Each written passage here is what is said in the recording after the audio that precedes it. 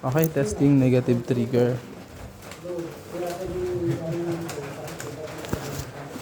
Negative trigger. Testing. Ba't naka-on? Direct. Put brake. Start. 1, 2, 3. Yun na.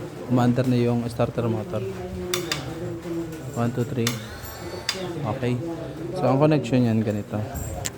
Yan. Negative trigger from positive battery to fuse. Fuse to ayan. Papuntang ignition switch. So, yun sa ilalim. Dito yun sa susi. Doon sa ilalim.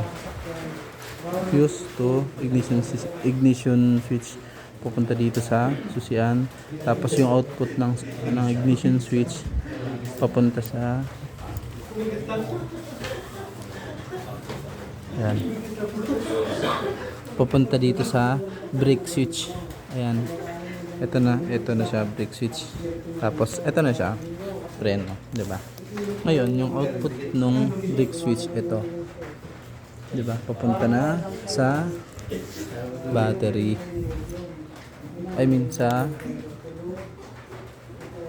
Papunta na sa brake valve. Yan. Ngayon, from brake valve, nagtap ulit tayo ng panibagong positive. Magkadikit lang sila. Papunta naman sa accessories wire. 86 na. Ito na. Papunta na sa 86. Ito 86, ito 85. So kahit magkabaliktad yan, okay lang kasi wala nang popularity yan. Ngayon, ito naman 85. Natap tayo ng 85 dito sa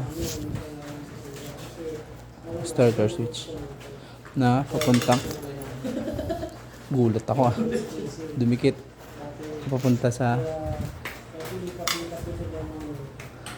na yan sa negative. Wait lang.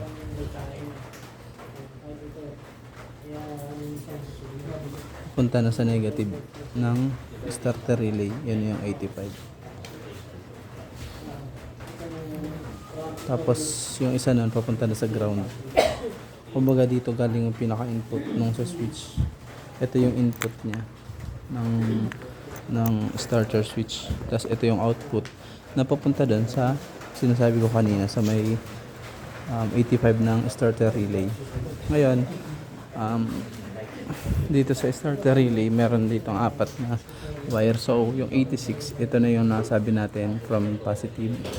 Ito naman to negative na dumaan ng starter switch. So, ang walang connection na lang dito yung 30 tapos 87. So, ito yung pinaka 30 natin. Itong matabang wire na to.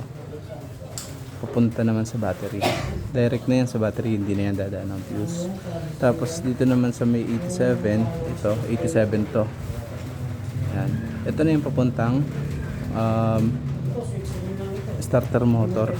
Tapos, yung starter motor natin, lagyan natin ng ground para kompleto yung kuryente niya papuntang negative sa battery. So ayan na, ganun lang.